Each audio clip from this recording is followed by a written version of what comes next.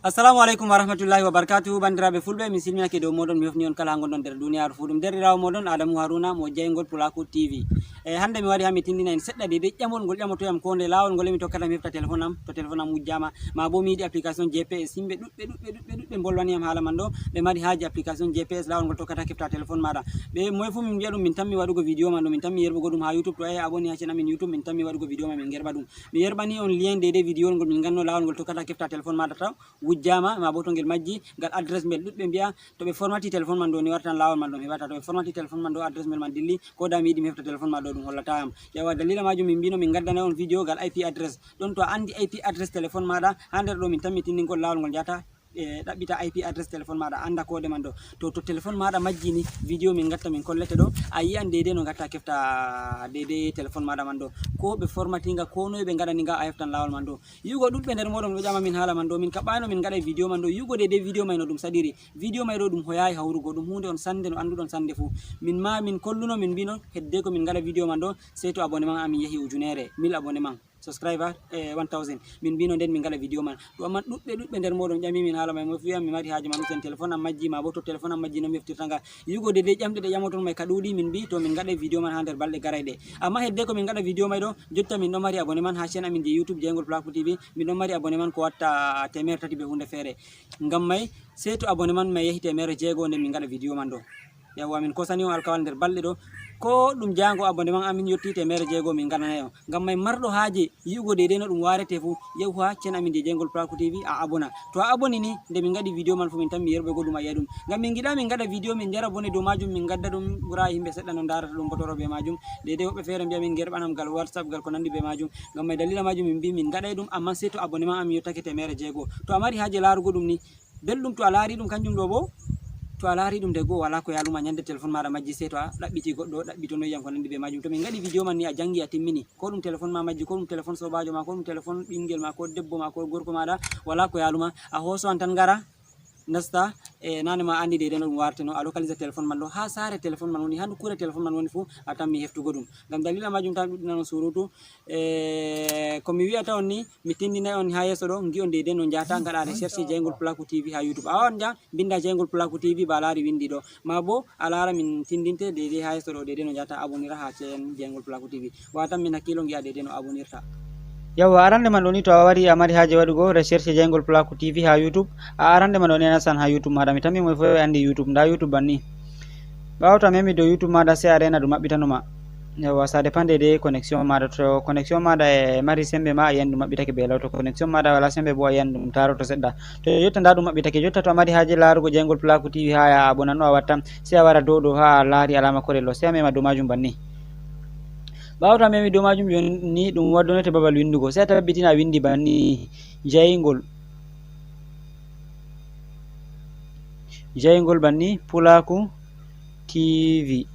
Jotta a laari banni a tabbitina a windi ba mi windi ɗo exactement banni, ta a waɗa ko wala ham ko seɗɗa jeygol Pulaku TV banni sey a mema a waɗa recherche. Ɓawo to a memi a waɗi recherche a rena seɗɗa ɗum tan mi waddunoygo ma. Jotta nda ɗum ɗo ɗum waddanima, nda ɗo ɗum vidéo ji amin dede ɗi min gaɗi a laari. Nda ɗum ɗo jeygol Pulaku TV min mari total 337 abonnement. Yawwa himɓe ko aboni 337 to a yiɗi abonugo a laari ɗo déjà to a nasti diga ɗo nda ɗo ɗum hollima bindi boɗeji ɗum windi abonné sey a mema dow bindi boɗeji may banni.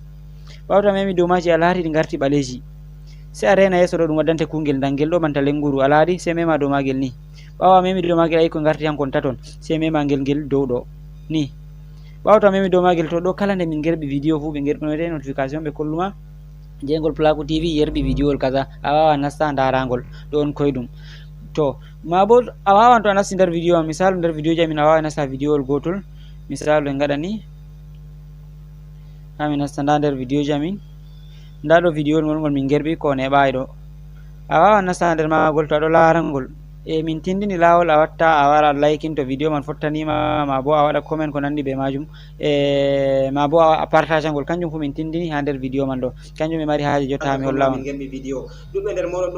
Jotta nda babal ɗo nda alama kolel ngel giyata, nda kolel ɗo babal waɗugo liking, to a memi dow majum ni a laari ngel warti am play, to ɗo a waɗi liking holli vidéo may ɗo ngol fottanima. To a mari haje waɗugo comment bo a yerɓan ni a dillan a wari less a wari nda babal ɗo nda ha ɓe kolli ajouter une commentary public sey a mema dow majum ni. to memi do majum ni a wawan windugo ko marɗa haaje fuu, ko a winda a vidéo on ngaɗi dongol fottani am kaza, to ma hunde feere giɗɗa ƴamtago a wawan mema ɗon ma ƴamtoɗa. yawwa banni sei babal min mbiyata on partage to a laari vidéo mai ɗon fottanima a yiɗi partage ango himɓe ha Facebook ma bo ha WhatsApp, a waran a mema dow ɗo nda alama ɗo ni. ɓawo to a memi dow majum ɗum waddonoyte jotta ɗo nda ɗum ƴamima nda WhatsApp a ngay giɗɗa partage go ɗum. misalu min waɗa mi yiɗi partage ɗum ha WhatsApp anga, mi wawan mi mema ni. to memi dow majum ɗum tan mi waddonoygoyam, ɗum tan mi yarangoyam direct nder WhatsApp, ɗum ƴamayam momi yiɗi yerɓango ɗum e WhatsApp. to ɗum goɗɗo giɗɗa yerɓango ma a sufta goɗɗo mo giɗɗa, to ɗum groupe ma a sufta mo giɗɗa fuu. ɗum ɗo jotta nda groupe ji WhatsApp, nda himɓeji ɗum sufta momi mari haje yerɓango. jotta misalu en gaɗum min mi yiɗi mi yerɓana numéro am Adamu Haruna, banni mi wawan mi ɗaɓɓita Adamu Haruna, nda numéro am mi wawan mi mema dow majum ni, nda alama ha mi yerɓata mi mema ni. a laari nda ɗum ɗum waddi sei mi mema ɗo. to jotta nda ɗum ɗo mi yerɓi lien kuje ɗo mai, nda ɗum windi application ɗo wallititto on wollugo kala wolde marɗon haaje fuu ha duniyaru. yawwa ayi to goɗɗo mai o wari o memi dow bindi am play ɗo ni, ɗum yaray mo YouTube hanko ma a abona. to ayi to abonné man mako to abonni yawwa mi tammi on laari laawol koyngol ngol tokkata ja abona e chaine amin je Jangol Pulaku TV. yawwa to a aboni ha chaine amin je Jangol Pulaku TV wala ko yaluma kala nde min gaɗi vidéo fuu ɗum tammi warangoma. yawwa bana mi matini on sey to abonné man amin ciki 100 nde min gaddana on vidéo ngol man ɗo. to a mari haaje laarugo ɗum ko ɓaɗi ni abonu habdu deydey a partage a yiban ha ɓawa mi tindini on laawol ngol a tokkata a partage e vidéo, a partage ɗum ha groupe ji maɗa je WhatsApp ma bo Facebook heɓa bandiraɓe ɗuɓɓe laara. to a partage ɗum ha groupe ɗo koɗa ɗum goɗɗo goto yahi aboni non may ɗo ɗum ɓeddan minon bo encourage gomin e min gi abonnement may ɓeddo heɓa ɗum sika limgal ngal min mari haaje ha min gaɗana on vidéo man ɗo. yawwa e ɗuɗɓe bo ƴamamin vidéo ji feereji, yake feere min mati noon min gaɗi vidéo kaza min gerɓi ɗum ha YouTube. to on mari haaje na sei to ƴamimin vidéo kaza, yake feere on bolwana min ha WhatsApp yi'ugo deydey himɓe ɗuɓɓe ɗon bolwana min keɓata jabago ɗum. yawwa yahu abonu ha Jangol Pulaku TV tan a yiyan vidéo ji deydey ɗi marɗa haaje fu. nder vidéo ji ɗi min gaɗi vidéowol ɗon application feere ballitoto ɗum on deydey kala wolde nde marɗa haaje fu a wolwan a waɗan chatting ɓe yimɓe. misalu on a nana français e goɗɗo mo bolwidita bo nanta français sei anglais taw nanta ko arabe. min gaɗi vidéo dow majum lawol ngol tokkata gewtida ɓe mako binda be français a tradisa ɗum be anglais gerɓanamo, to o yerɓanoyima be anglais ma bo be arabe a tradisa ɗum be français a fama deydey ko wima. e nonnoon min gaɗi ɗon lawol ngol tokkata kefta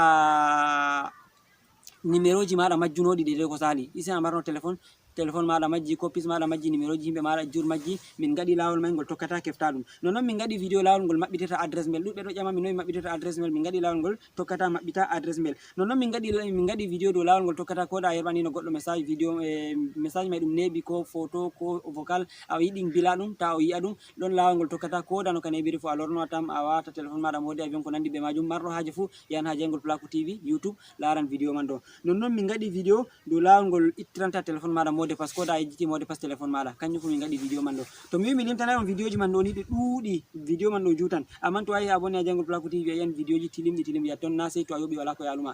amman to a abonay ha chaine amin je YouTube nonnoon min ɗo mari groupe je WhatsApp bo to a wonay nder groupe amin je WhatsApp bo a wi min a mari haaje kaza min mbiyete sei to a yoɓi kaza nden min gerɓanma.